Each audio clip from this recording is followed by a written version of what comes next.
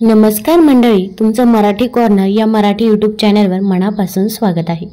तुमच्या बेडरूममधून स्वयंपाकघरात जाण्याच्या प्रवासात नकळतपणे तुमच्या मेंदूला एक छोटासा स्ट्रोक येऊन गेला आणि तुम्हाला त्याचा पत्ताही लागला नाही। ही एक धक्कादायक गोष्ट आहे, पण दररोज सकाळी 10 पैकी 8 ज्येष्ठ नागरिकांसोबत हे घडत असतं। आज ही माहिती तुम्हाला उद्यापासूनच तुमच्या मेंदूचे संरक्षण कसे करायचे हे नेमकेपणाने दाखवेल। न्यूरोलॉजिस्ट आणि स्ट्रोक तज्ञ डॉक्टर विनायक जोशी यांच्या मते ते जी माहिती सांगणार आहेत ती तुम्हाला धक्का देऊ शकते। सकाळच्या ज्या सवयी लोकांना अगदी सामान्य किंबहुना आरोग्यदायी वाटतात, त्याच सवयी नकळतपणे त्यांच्या मेंदूला अपयशाच्या दरीत ढकलत आहेत। जेव्हा तुम्ही दात घासत असता किंवा कॉफी बनवत असता तेव्हा तुमचा रक्तदाब वेगाने वाढत असतो, तुमच्या रक्तवाहिन्या कडक होत जातात आणि तुमचा मेंदू त्याला आवश्यक असलेल्या ऑक्सिजनसाठी अक्षरशः झगडत असतो। डॉक्टर जोशी यांनी सांगितलेल्या या माहितीमुळे त्यांच्या शेकडो रुग्णांना त्यांची सकाळ स्ट्रोकच्या धोक्याच्या वेळेतून मेंदूच्या संरक्षणाच्या प्रभावी वेळेत बदलण्यास मदत झाली आहे।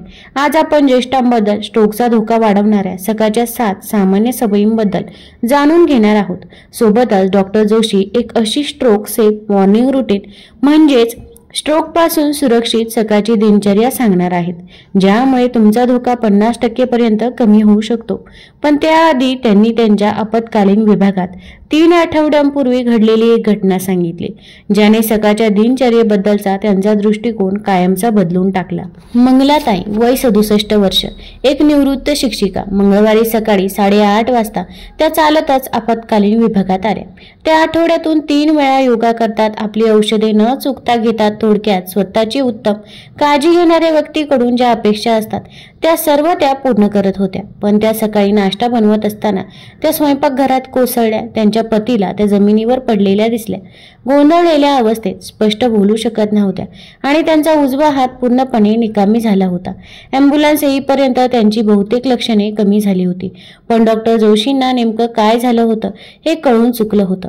त्यांना एक ट्रान्झिएंट इस्केमिक अटॅक आला होता, त्याला मिनी स्ट्रोक असंही म्हणतात। आणि डॉक्टरांना भयभीत करणारी गोष्ट ही होती की जेव्हा त्यांनी मंगलाताईंना त्यांच्या सकाळच्या दिनचर्येबद्दल सविस्तर विचारले तेव्हा त्यांनी अशा 7 सवयी सांगितल्या, ज्या लाखो ज्येष्ठ नागरिक दररोज निरुपद्रवी समजून करत असतात।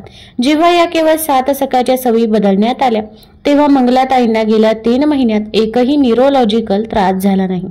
पण त्या सवयी कोणत्या होत्या हे सांगण्याआधी डॉक्टर जोशींना तुम्हाला हे समजावून सांगायचे आहे की झोपेतून उठल्यानंतरचा पहिला तास तुमच्या मेंदूसाठी दिवसातील सर्वात धोकादायक वेळ का असतो। स्ट्रोकच्या वेळेबद्दल बहुतेक लोकांना हे माहीत नसतं की तुमचा मेंदू दुपारी 3 वाजता स्ट्रोक आणण्याचा निर्णय घेत नाही। अमेरिकन हार्ट असोसिएशनच्या 2023च्या स्ट्रोक टायमिंग डेटानुसार स्ट्रोकचा धोका सकाळी 6 ते 10च्या दरम्यान सर्वाधिक असतो, विशेषतः झोपेतून उठल्यानंतरच्या पहिल्या 2 तासात। झोपेतून जागे होण्याच्या या संक्रमण काळात तुमचा मेंदू सर्वात जास्त असुरक्षित असतो। रात्रीच्या वेळी तुमचा रक्तदाब नैसर्गिकरित्या कमी होतो, हृदयाची गती मंदावते आणि तुमचे रक्त थोडे घट्ट होते। जेव्हा तुम्ही जागे होता तेव्हा तुमच्या शरीराला रक्ताभिसरण, रक्तदाब आणि ऑक्सिजनचा पुरवठा वेगाने सामान्य करावा लागतो, जेणेकरून जागेपणीच्या गरजा पूर्ण करता येतील। ज्या ज्येष्ठ नागरिकांच्या रक्तवाहिन्या आधीच कमी लवचिक झालेल्या असतात त्यांच्यासाठी सकाळची ही धावपळ मेंदूच्या नाजूक रक्तपुरवठ्यावर ताण आणू शकते। आता ज्या 7 सवयींबद्दल आपण बोलणार आहोत त्या केवळ तुम्हाला कसे वाटते यावर परिणाम करत नाही, तर या महत्त्वाच्या सकाळच्या संक्रमण काळात तुमच्या मेंदूपर्यंत रक्त कसे पोहोचते या प्रक्रियेतच त्या बदल घडवतात। आणि 60 वर्षांवरील लोकांसाठी या वरवर निरुपद्रवी वाटणाऱ्या सवयी सामान्यपणे जागे होण्याला स्ट्रोकच्या उंबरठ्यावर आणून ठेवू शकतात। तर मंगलाताई रोज सकाळी असे काय करत होत्या ज्यामुळे त्यांचा मेंदू इतक्या मोठ्या धोक्यात आला? चला त्या पहिल्या सवयीपासून सुरुवात करूया, जी सध्या लाखो बेडरूममध्ये घडत आहे। सवय क्रमांक 1, जागे झाल्याबरोबर झटक्यात अंथरुणातून बाहेर पडणे। मंगलाताईने डॉक्टरांना सांगितले की सकाळी वेळ वाया न घालवल्याचा त्यांना अभिमान वाटतो। अलार्म वाजला की पाय जमिनीवर आणि दिवसाची सुरुवात, हे ओळखीचे वाटतंय का? पण मंगलाताईंना हे माहीत नव्हते की जेव्हा तुम्ही अचानक झोपलेल्या स्थितीतून उभे राहता, विशेषतः 7-8 तासाच्या झोपेनंतर, तुमचा रक्तदाब 20 mmHg किंवा त्याहून अधिक कमी होऊ शकतो। त्याला ऑर्थोस्टॅटिक हायपोटेन्शन म्हणतात आणि महत्त्वाच्या 15 सेकंदासाठी तुमच्या मेंदूला पुरेसा ऑक्सिजन मिळत नाही। तुम्हाला कदाचित डोळ्यासमोर अंधारी येणे, गरगरल्यासारखे वाटणे किंवा पहिल्या पावलावर तोल गेल्यासारखा अनुभव येऊ शकतो. हा क्षण केवळ अस्वस्थ करणारा नसतो, तर तुमचा मेंदू व्यवस्थित काम करू शकत नाही याचा इशारा देत असतो. यावरील उपाय म्हणजे डॉक्टरांनी सांगितलेला 90 सेकंदाचा नियम. जेव्हा तुम्ही जागे व्हाल तेव्हा पहिले 10 सेकंद दीर्घ श्वास घ्या. त्यानंतर 20 सेकंद पायाचे आणि हाताचे पंजे फिरवून रक्ताभिसरण सुरू करा. पुढच्या 20 सेकंदात हळुवारपणे उठून बसा आणि मग 40 सेकंद तुमचे पाय जमिनीवर ठेवून शरीराला स्थिर होऊ द्या आणि त्यानंतर उभे राहा. मंगलाताईंनी सांगितले की या साध्या बदलामुळे त्यांना महिने सकाळी येणारी चक्कर पूर्णपणे थांबली. त्यांना वाटत होते की हे फक्त वाढत्या वयामुळे होत आहे, पण प्रत्यक्षात तो त्यांच्या मेंदूने मदतीसाठी दिलेला एक इशारा होता. सवय क्रमांक 2, पाणी न पिता थेट कॉफी पिणे. मंगलाताईंचा दिनक्रम होता, आधी कॉफी, बाकी सगळं नंतर. पण त्यांना हे माहीत नव्हतं की 7-8 तासाच्या झोपेनंतर तुमचे शरीर आधीच सुमारे 1% निर्जलीकरण झालेले असते. तुमचे रक्त घट्ट झालेले असते, रक्ताभिसरण मंदावलेले असते आणि जेव्हा तुम्ही त्यात कॅफीनचा रक्तवाहिन्या अंकुचन पावणारा परिणाम जोडता तेव्हा तुम्ही एका मोठ्या धोक्याला निमंत्रण देत असता. दिलीपराव, वय 71 वर्ष, एक डॉक्टरांकडे आले कारण रोज सकाळी कॉफीचा पहिला कप प्यायल्यानंतर त्यांच्या हृदयाचे ठोके खूप वाढत होते. जेव्हा त्यांच्या शरीरातील पाण्याच्या पातळीची तपासणी केली गेली तेव्हा असे दिसून आले की सकाळी त्यांचे रक्त इतके घट्ट झालेले असायचे की त्यांच्या हृदयाला ते रक्तवाहिन्यांमधून पंप करण्यासाठी अधिक मेहनत घ्यावी लागत होती. यावरचा उपाय साधा पण प्रभावी आहे. कोणतीही कॅफीनयुक्त वस्तू घेण्यापूर्वी 240 मिली म्हणजे सुमारे 1 ग्लास सामान्य तापमानाचे पाणी प्या. त्यात पाव चमचा लिंबाचा रस किंवा चिमूटभर सैंधव मीठ टाकल्यास ते लवकर शोषले जाते. दिलीपरावांच्या हृदयाची सकाळची धडपड एका आठवड्यातच थांबली. सवय क्रमांक 3, 400 ते 600 मिलीग्रॅम सोडियम लपलेले आरोग्यदायी नाश्त्याचे पदार्थ खाणे. मंगलाताईंना वाटत होते की त्या पॅकेटमधील मसाला, ओट्स आणि होल ग्रेन टोस्ट खाऊन आरोग्याची खूप काळजी घेत आहेत, पण त्यांना हे माहीत नव्हते की हे वरकरणी निरुपद्रवी वाटणारे पदार्थ त्यांच्या शरीरात मोठ्या प्रमाणात सोडियम पोहोचवत होते, ज्यामुळे रक्तवाहिन्या दिवसाची सुरुवात होण्याआधीच कडक होत होत्या. पॅकेटमधील नाश्त्याचे पदार्थ जसे की मसाला, ओट्स, काही बेकरी उत्पादने आणि प्रक्रिया केलेले पदार्थ यांच्या एका सर्व्हिंगमध्ये 300 ते 400 मिलीग्रॅम सोडियम असू शकते. यापैकी काही पदार्थ एकत्र खाल्ल्यास सकाळी 9 वाजायच्या आतच तुम्ही 600 मिलीग्रॅम सोडियम घेतलेले असता. हा अतिरिक्त दाब थेट तुमच्या मेंदूतील सूक्ष्म रक्तवाहिन्यांवर जातो. सरिताताई, वय 73 वर्ष, यांचा रक्तदाब नाश्त्याच्या 30 मिनिटातच 140 ते 90 पर्यंत पोहोचत होता. जेव्हा त्यांना त्यांच्या फ्लेवर्ड इन्स्टंट ओट्सऐवजी साधे ओट्स आणि त्यासोबत बेरीज सारखी फळे खायला सुरुवात केली तेव्हा त्यांचा सकाळचा रक्तदाब 20 अंकांनी कमी झाला. सकाळी 9 वाजेपर्यंत 300 मिलीग्रॅमपेक्षा कमी सोडियम घेण्याचे ध्येय ठेवा. तुमच्या नाश्त्यामध्ये 2/3 भाग फळे आणि भाज्या आणि 1/3 भाग धान्य आणि प्रोटीन असावं, यावर लक्ष केंद्रित करा. सवय क्रमांक 4, काहीही खाण्यापूर्वी भरपूर ब्लॅक कॉफी पिणे. मंगलाताई रिकाम्या पोटी 2 मोठे कप कॉफी पित होत्या, या विचाराने की त्यामुळे त्यांना दिवसभरासाठी ऊर्जा मिळेल, पण त्याऐवजी त्यामुळे त्यांच्या शरीरात 30 ते 60% ॲड्रेनालाईनची वाढ होत होती, ज्यामुळे त्यांच्या रक्तवाहिन्या आकुंचन पावत होत्या आणि नाडीचे ठोके वाढत होते. तुकाराम, वय 69 वर्ष, हे 3 वेळा आपत्कालीन विभागात आले होते. त्यांना वाटत होते की त्यांना हृदयविकाराचा झटका येत आहे, पण तो त्रास कॉफीमुळे होणाऱ्या ऍसिड रिफ्लक्समुळे होता. यावरचा उपाय कॉफी सोडणे हा नाही, तर बफर बाईट घेणे आहे. म्हणजे अर्धे केळे, 5 बदाम किंवा 1 उकडलेले अंडे खा. तुमचा कॉफी 1 कपापुरती मर्यादित ठेवा आणि दुसरा कप घेण्यापूर्वी किमान 30 मिनिटे थांबा. सवय क्रमांक 5, सकाळची हलकी चक्कर, बोबडी वळणे किंवा बोटांना मुंग्या येण्याकडे दुर्लक्ष करणे. ही सवय डॉक्टरांना सर्वात जास्त चिंताजनक वाटते. मंगलाताईंनी सांगितले की त्यांना अनेकदा असे क्षण यायचे जेव्हा त्यांचे शब्द नीट बाहेर पडत नसत. विशेषतः उठल्यानंतरच्या पहिल्या तासात त्यांना वाटायचे की हे फक्त झोपेच्या गुंगीमुळे होत आहे. ही लक्षणे गुंगीची नाहीत, हे ट्रान्झिएंट इस्केमिक अटॅक आहेत आणि ते तुमच्या मेंदूसाठी एका मोठ्या स्ट्रोकची पूर्वतयारी असल्याचा धोक्याचा इशारा आहेत, जो अनेकदा 12 ते 24 तासानंतर येऊ शकतो. जर बोलताना काही अडचण आली आणि 10 मिनिटांपेक्षा कमी वेळात ती दूर झाली, एका बाजूला पकड कमजोर वाटली किंवा चेहऱ्याचा एक भाग खाली झुकल्यासारखा वाटला, तर ही एक वैद्यकीय आणीबाणी आहे. यासाठी फास्ट हा नियम लक्षात ठेवा.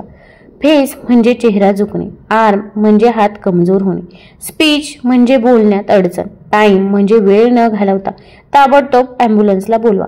जरी लक्षणे नाहीशी झाली तरी तारीख, वेळ आणि काय झाले होते याची नोंद करा. त्यानंतर त्वरित तुमच्या डॉक्टरांशी संपर्क साधा. मंगलाताईंना सकाळी बोलण्यात येणारी अडचण ही खरं तर छोटे छोटे स्ट्रोक होते, जे त्यांना एका मोठ्या स्ट्रोकचा इशारा देत होते. त्याकडे दुर्लक्ष करणे त्यांना महागात पडले असते. सवय क्रमांक 6, सकाळची सर्व औषधे एकत्र घेणे. कधी कधी कॉफी सोबत मंगलाताई त्यांच्या रक्तदाबाची, थायरॉइडची आणि ॲस्पिरिनची गोळी एकाच वेळी त्यांच्या पहिल्या कप कॉफी सोबत घेत होत्या. त्यांना कल्पना नव्हती की या मिश्रणामुळे धोकादायक आंतरक्रिया होत होत्या. रक्तदाबाची औषधे कॅफीन सोबत घेतल्यास रक्तदाब धोकादायक वाढ किंवा घट होऊ शकते. उदाहरणार्थ ग्रीन टी बीटा ब्लॉकर सोबत घेतल्यास रक्तदाब धोकादायक पातळीपर्यंत खाली येऊ शकतो. रमाबाई वय 75 वर्ष. त्यांचा रक्तदाब सकाळी औषधे कॉफी सोबत घेतल्यानंतर एका तासाने 160च्या खाली जात होता. अलार्मसह पील ऑर्गनायझर म्हणजेच औषधांचा डबा वापरा. प्रत्येक औषधाच्या लेबलवरील सूचना तपासा, जसे की जेवणासोबत घ्या किंवा कॅफीन टाळा. आंतरक्रिया करणाऱ्या औषधांमध्ये किमान 30 मिनिटांचे अंतर ठेवा. तुमची औषधे तुमच्या संरक्षणासाठी आहे, पण तेव्हा जेव्हा तुम्ही ती योग्य प्रकारे घेता. सवय क्रमांक 7, लघवीला लागलेली असतानाही अंथरुणात पडून मोबाईल पाहणे. मंगलाताईंनी कबूल केले की त्यांना उठण्यापूर्वी ईमेल आणि बातम्या पाहण्याची सवय होती. जरी त्यांना लघवीला जाण्याची गरज असली तरी त्यांना वाटले की काही मिनिटे थांबल्याने काही फरक पडत नाही.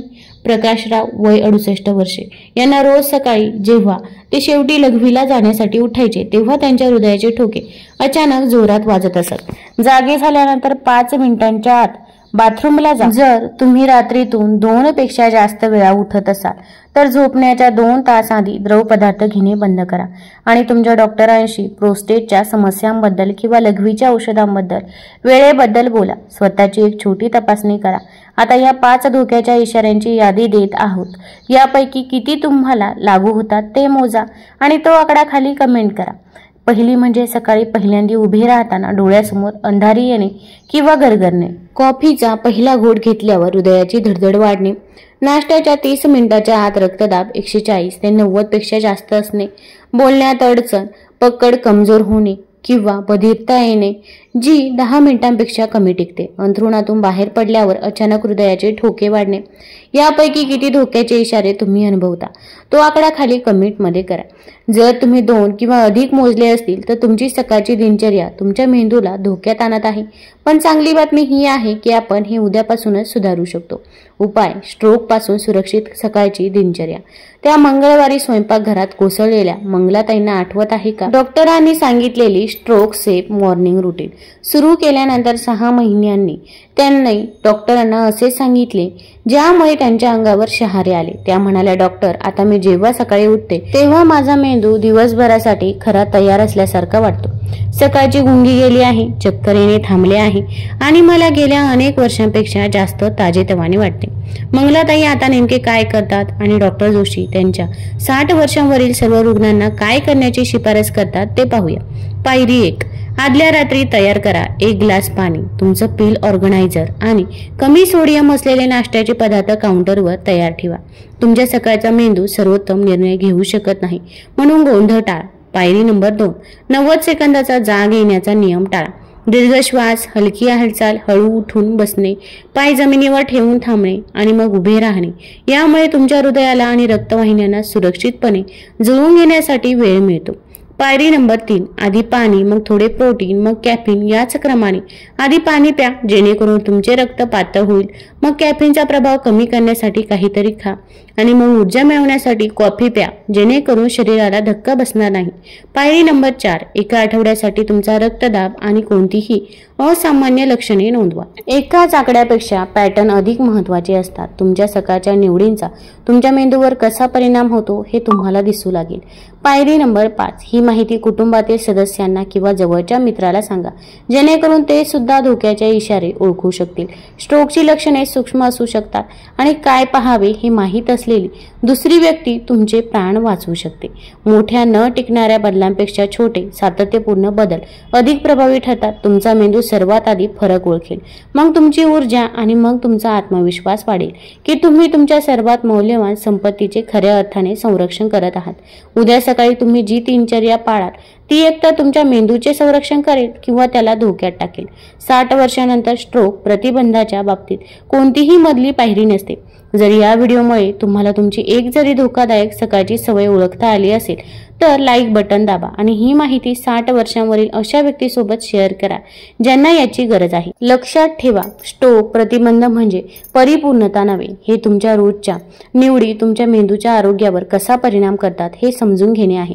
तुमच्या हातात तुम्ही विचार करता त्यापेक्षा जास्त नियंत्रण आहे आणि त्याची सुरुवात तुम्ही तुमच्या सकाळचा पहिला तास कसा घालवता यावर होते। एक महत्त्वाची सूचना, ही माहिती केवळ शैक्षणिक उद्देशासाठी आहे आणि ही माहिती वैद्यकीय सल्ल्याची जागा घेऊ शकत नाही। तुमच्या औषधांच्या वेळेत बदल करण्यापूर्वी किंवा कोणतीही चिंताजनक लक्षणे आढळल्यास नेहमी तुमच्या आरोग्य सेवा प्रदात्याचा सल्ला घ्या। हे साधे सत्य लक्षात ठेवा, तुमच्या सकाळचे रक्षण करा, तुमच्या मेंदूचे देखील रक्षण होईल। धन्यवाद।